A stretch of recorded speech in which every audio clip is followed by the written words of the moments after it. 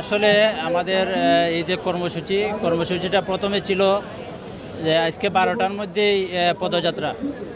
তো আমাদের শিক্ষক নেতাদের কাছে বিভিন্ন মহল থেকে কল এসেছে, যার কারণে সেটা দুপুর 4টা বিকাল 4টা পর্যন্ত নেওয়া হয়েছে।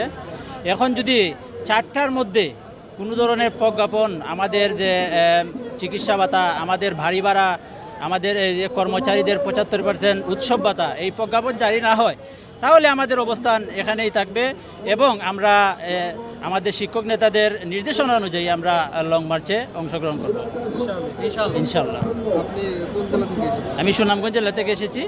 আমরা এই যে গত 12 অক্টোবর থেকে আমরা প্রথমে প্রেস ক্লাবে অবস্থান করেছিলাম।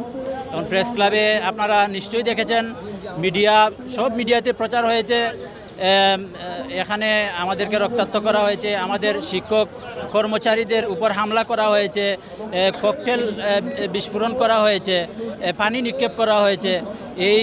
এই ঘটনার তীব্র নিন্দা আমরা জানাই এবং আমাদের যে শিক্ষা উপদেষ্টা উনি কিন্তু এখন পর্যন্ত আমাদের এই শিক্ষকদের উপর ন্যাক্কারজনক হামলার এখন পর্যন্ত উনি দুঃখ প্রকাশ করেন নাই। এটা আমাদের জন্য অত্যন্ত লজ্জার। উনি একজন শিক্ষা উপদেষ্টা হয়ে উনি শিক্ষকদের উপরে এত বড় একটা হামলা হয়ে গেল, কিন্তু এখন পর্যন্ত উনি দুঃখ প্রকাশ করেন নাই, সুখও প্রকাশ করেন নাই।